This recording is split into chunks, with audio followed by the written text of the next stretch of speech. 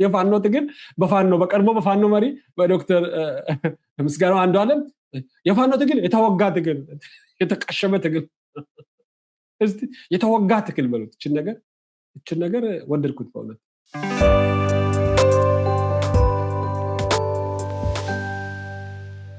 ጣና ቲቪን የምታውቋላችሁ ጣና ቲቪ ላይ በጣም መስራች የነበረ በጣም ሲደግፍም የነበረ ኦሬዲ አሁን ላይ ተመልሷል ንስሐም ገብቷል ማለት ይቻላል ዝርዝሩ ምናልባት ሌላ ጊዜ አነብላችኋለሁ ምስጋናው ዶክተር ምስጋናው አንዱዓለም ሰላማዊ የትግል መድረክ ይከፈት ኢትዮጵያ ትቅደም በሚል ነው ይሄንን የጻፈው ሊገባ አካባቢ መግቢያ አካባቢ ያው ብዙ ነገር ያነሳል ዛሬ የምናገርበት ምክንያት ከአፋሃድ የቀድሞ ሰብሳቢ ሰብአዊ ድጋፍ ማስተባበሪያ ጋር በተገናኘ ድርጅቱ ላይ ጫና ለመፍጠር ብዬ ነበር አሁን በነፃ ለመናገር ይችላል ስጠብቀው የነበረ ቀን ላይ በመድረሴ ነው የምናገረው እንጂ እነ ምህረት አሳይ እነ መምሬ እነ ካፌ እነ በርካቶች ከተረሸኑ በኋላ በብዙ ህመም ዝም ብዬ ቆየሁ እንጂ ትግሉ ላይ ጥያቄ ነበረኝ በተለይ የካፌ ነገር ለኔ ተርኒንግ ፖይንት ወይ መታጠፊያ ነበር ይሄ የ13 ዓመታት ተሞክሮ ግምገማ አጠቃላይ ማጠናቀቂያ አጭር ማብራሪያና ግላዊ አቋሜ ነው መጀመሪያ አካባቢ እንግዲህ ብልጽግናን ለማጥቃት ይሞክራል ብልጽግና በመጠረው ነው ወደ ትግሉ የገባውት ምናምን ይላል ይበልሱን ኮተቱን ልቶ እንደዚህ ይላል ሆኖም ትግልን በሚደግፈውና መሬት ላይ አመራር ነኝ ባሉ ብዙ ወገኖች ዘንድ የተንጸባረቀው ነገር ከትግሉ መሰረተ ሐሳብ ተቃራኒ ራሱን ህዝቡን የሚጎዳ ሆኖ ነው ያገኘሁት ዶክተር ምስጋና ነው የሚለው እንኳን ተመለስከዋል ማለት በጣም ደስ የሚል ነገር ዲያስፖራን ገንዘብና ሚዲያ ከሚያንቀሳቅስ አንጋፋ አንዱ ነው ለአማራ ህልውና ተብሎ የተጀመረ ትግልም ሳይውል ሳያድር ለቁጥቋጦ ስር ቀበሌያዊ ስልጣን ህልውና በሚል ተተካ ይለናል ስንል የነበረው ለማለት አይደለም ጭራሽ ትግሉ ከግማሽ ክፍለ ዘመን በኋላ በስንት መስዋዕትነት እጃችን የገባውን ለማሳጣት ሁሉ ወደ ወልቃይትና ራያ አፈሙዝ የሚያዞር ሆነ ይለናል ከወያኔ ጋር የተነካካ ነገር ለአማራ ጥፋት ነው ወያኔ ገና ያልከፈለው ብዙ ዕዳ ያለበት ድርጅት ነው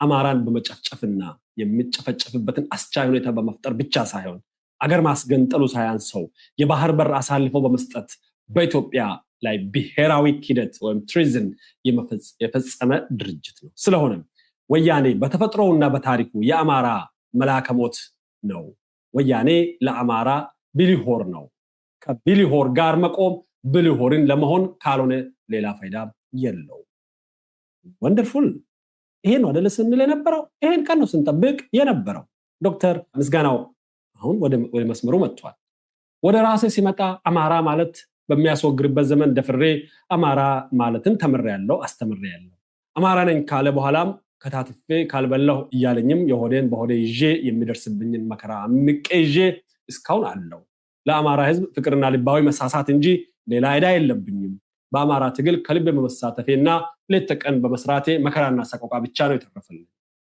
ይሁንና ላለፉት 13 ዓመታት በጻፍኩትም በተናገርኩትም አልጸጸትም እቺ ነገር ከጀዋሬ የተላለፈች በሽታ ናት አረ ተጸጸቱ እንጂ ተጸጸቱ በ15 ዓመት ውስጥ ምንም ተጸጸቱ ነገር የለም ዶክተር ተጋባብን አንተ እኔ አልጸጸትም የምትሏት ነገር ግን እቺ ግብዝነት ግን ብትቀርባችሁ ይሻላል እኔ መመለስ ደስ ብሎኛል ግን አልጸጸትም አይባልም በጻፍኩት በተናገርኩት እንዳትሳሳቱ ቢያንስ ትግሉን እንደምጠለፍ ባለማወቅ ለዚህ ዳርግ ያለው በኔ ጥፋት በኔ ስተት ምክንያት ህዝብ ሞቷል ስለዚህ ተጠያቂ ነኝ እንደ አንድ አመራር እንደ አንድ ሚዲያ መሪ አይባልም እንዴ ቢያንስ አለማወቅ ራሱ ትግሉ እንደምጠለፍ አለመተንተን ራሱ ድድብና አይደለም እንዴ የፖለቲካ ድድብና አይደለም እንዴ ልህቅ ነኝ አይደለም የምትሉት ከተማሪ ህዝብ ከህዝቡ የተሻለ ነው ካልከኝ መገመት መቻል ካልገመትክና ወይ ደግሞ የተሳሳተ ግምት ከወሰደ ግብአት ከሰጠ በኋላ ወደቀ ብለህ ስትተው በሁለት መንገድ ተሳስተሃል አንደኛ ዶክተር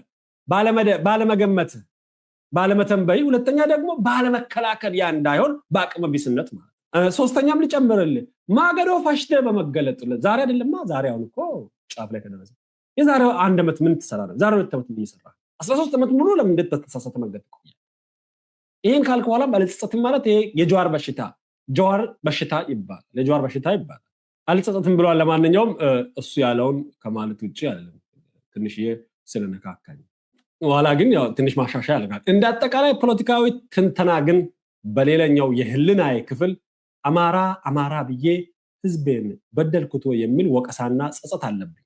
ይሻላል ቸኮልኩ ራሴ እችን እንዴት ረሳው? ሀፉ በለኝ ዶክተር። ቢያንስ ሁለት ምስጋና እርስ በርስ የተጋጩ ነው። አለጸጸትም የሚል ምስጋናና ፕላስ ደግሞ እንዴ ይህን ህዝብ ግን አማራ ብዬ በደልኩት እንዴ ወሚል ወቀሳና ጸጸት አለብኝ አለ። ጥሩ ነው። አየህ ህልና አልሞተም ማለት እንደ ጀዋር ዶልድሞ አልጠፋም ማለት ነው። በተለይ እንድጸጸት ከሚያደርጉኝ ዋና ጉዳዮች ለትግል ወጣው ያለው አካል ከነደጋፊው አካል በራሱ በአማራውና በታጋዮቹ ላይ የፈጸመው በደልና ክህደት ነው። ይሄን እውነት ነው። በደልና ክህደት እያያችሁ ሸምጥጣችሁ ክዳችሁ ነው በደል ባይዘወይ ታረቅ መጀመሪያ ትንሽ የግምገማ አድርጎ መታረቅ ባይዘወይ እንደዚህ አይነት ብላንተ ሆነ ሂስ መውሰድ ጥሩ ነው።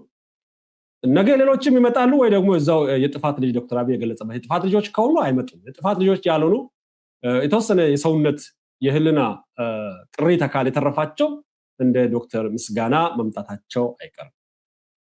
ብዙ ማህበራዊ ሞራል የሚነካ ነገር በትግሉ ተደርጓል። መናገሩ ፋይዳ የለውም ብዬ ነው ብትናገር ጥሩ ነው ላለው እውነት ነው። እኛም ፋኖ የፈጸመው እንጂ ያልፈጸመው ያልነገርነው እና ያልሰማነው እንጂ ያልፈጸመው የለም ብለናል። ሞራል የሚነካ ነገር ነው ብላል። ሞራል ከመንካት ያለፈ ታሪክ የሚነካ ሰውነትን የሚነካ ሃይማኖት የሚነካ አሳፋሪ አስነዋሪ ለሰሚም ለታሪክም ለመጪው ትውልድ የሚቀፍ ነገር ተደርጓል። በዛ ዶክተር ያንተም እጅ አለበት፣ ያንተም ድርሻ አለበት። ኢቨን ከዛ አሁንም አልጸጸት እውነተኛ ንስሐ መዘርገፍ ነው። እውነተኛ ጸጸት መዘርገፍ ነው። እግዚአብሔር የሚፈልገው እሱ ነው። ኃጢአትን መጸጸትን መናዘዝ ነው። ይሄን አምሰልቻል፣ ይሄን ዛሬ እንኳን ግልብጥ ይሄ ተደርጓል ነውር ነው በል ግን ጉርድ ሾላ እንጂ ጉርድ ኑዛዜ ጉርድ ንስሐ ታውቃላችሁ እንደ ቤተሰብ ጉርድ ጸጸት አለ እንዴ? ጉርድ ሾላ እንጂ አለ ሙሉ አርገው ሙሉ አርገው ይቀጥላል። እንዴትስ ያለ ትግል ነው? ትግል እደግፋሉ የሚለው ቡድን ሌላውን ታጋይ በታገለበት መጠን ብልጽግናን አልታገለም ማለት ነው። እሱ ብልጽግና እዚህ ገባ የሚባል አመራር አልገደለም ይላል። እውነት ነው፣ አልገደለም። እርስ በርሳችሁ እስከምትገዳደሉ መጠበቁ ይሻላል። ጠላት እርስ በርስ ስትጠፋፋ አትከልክለው ይባላል። ብልጽግና መስጊድ ውስጥ ተደብቀ ለምንድን ነው አመራር ለመግደል ብሎ መስጊዱን የሚያጠፋል? እርስ በሄደ መገዳደል ላይ አይቀር ሞኝ ነው እንደ ብልጽግና። ገዳም ውስጥ ተወሽ ገዳሙ ለምን ያፈርስ ብልጽግና? አረ ገበያ ላይ ተደብቀ እናት ቀሚስ ነው እናት ለምን ትሙት? ደግነቱ እናንተም እንደ ፉኝት ልጆች እርስ በርሳችሁ ስለምትበላሉ አሁንም አይገድም ገና ደግሞ ለሚመለሱ ጉዳይ መለሱ በመኪና እንቀበልም እንዴ? ተቀብለን ብሩክ ጋር እንቢስ ላይ ተጠይቀን ይቀልዳል እንዴ?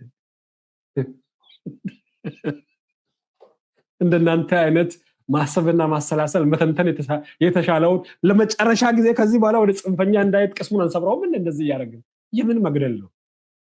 አይደለም እንደ ቤተሰብ አይዋጉ እነሱ እንደሆነ የሚዋጉ ጀሌዎችን ነው ስናገ ተዋት ዋጋባት እምቢ ካለ እርሽም ይደረጋል። እነሱ መሪዎች ስለማይዋጉ ካልተዋጉ አስቸጋሪ ነው። ሰብሰብ ብለው ከዚህ በኋላ ሊገደሉ ይችላሉ። ለምን? አንድ ስለሆኑ ቢያንስ ምክትሉ ጋር መደራደር ዋናው ከተገኘ ከዚህ በኋላ ሊኖር ይችላል። እስካሁን ግን ከባድ ስለነበረ ከስምም ስም ያላቸው ዋርካዎችን የቆረጥብን ራሳቸው ለትግል ወጣን ያሉት ናቸው። የትጥቅ ትግል በዚህ ሁኔታ እንዴት ሊካሄድ ይችላል? እዛውም የሎጂስቲክስ ማነቆ ያለበት ትግል ይላል። ጥሩ ጥያቄ ነው። ትግሉ በጥቂት የትጥቅ እንቅስቃሴ ታግዞ በሚፈጠር ህዝባዊ ንቅናቄ የፖለቲካ ድል የሚቀዳጅበት ነገር መሆን ነበረበት ይላል። ግን ጸረ ፖለቲካ ትግል እሳቤ ነው በስፋት የተሰራበት ይላል። ይሄንን የሰራው ህግደፍ ነው። ይሄንን ራሱ እንዴት ማስተዋል እንደተሳናቸው አናውቅም። እነዚህ በስሙ ዶክተር ነን ይላሉ፣ ተንታኝ ነን ይላሉ፣ የፖለቲካ ልህቅ ነን ይላሉ፣ ሚዲያ እንመራለን ይላሉ። አርፍደው የሚረዱት ነገር ነው። ማገዶ ፈሽተው የሚረዱ ለምሳሌ አሁንም ግራ ገብቶታል ማለት ፖለቲካውን እንዳይኖር ያደረገው ተደራዳሪ እንዳይሰየም ያደረገው ወግና መስመር ያለው እንዳይሆን ያደረገው ህግደፍ ነው። ህግደፍ ሰው እንድትሆኑ አይደለም የሚፈልገው፣ እንድትበሉ ነው የሚፈልገው፣ እንድትደቁ ነው የሚፈልገው። ወያኔ ነው ከጀርባ፣ ወያኔ ደግሞ ሂሳብ እያወራረድ ነው ብለን ስንቴ ነው የምንናገረው? ዶክተር ዛሬም አልገባህም አንተም? ተቸገርን እኮ የተማራችሁትንም አድርቀን አራግበን እስክናደርቅ ያልተማረውንም አተቸገርን። ጽንፈኞች አስቸገራችሁ። ታጋዩ ዝም ብሎ መተኮስን ብቻ ትኩረት እንዲያደርግ የፖለቲካ ግብ እንዳይኖረው ከና ከጅምሩ ነው ፖለቲካ እርም ነው የተማረ እርም ነው የሚል ፕሮፓጋንዳ የተሰራበት ይላል ነበር። የወታደርነት ልምድ አለን የሚሉት ናቸው በዋነኛነት ወታደራዊ እዚህ ፈጠር ፖለቲከኛ አያስፈልግም እያሉ የመጠፋፋትን በር የከፈቱት። ፖለቲካ እርም ነው ዝም ብለ ወደ አገዛዙም በሐሳብ ወደማይስማማም ተኩስ በሚል ሲያታኩሱት ከረሙ። ይኸው ተኩሶ እና ግቡ ከቤሊሆር ወያኔ እቅፍዶ መግባት ሆነ ይላል። እኔ መጀመሪያ የሚፈጠረችው ህወሓት ስለሆነች እዛ ሄዱ የሚጠበቅ ነው። ልጅ ወደ ወላጁ ስለሚሄድ ነው ዶክተር እንጂ ምንም ፖለቲካዊ ግብ የለ።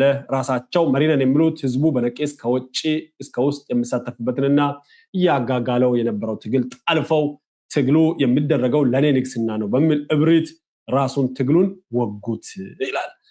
ትግሉ ራሱ ተወግቷል። የተወጋ መጠጥ ነው የማውቀው፣ ግን የተወጋ ትግል እስቲ የተወጋ ትግል በሉ። የፋኖ ትግል በፋኖ በቀድሞ በፋኖ መሪ በዶክተር ምስጋናው አንዱዓለም የፋኖ ትግል የተወጋ ትግል የተቀሸመ ትግል እስቲ የተወጋ ትግል በሉት።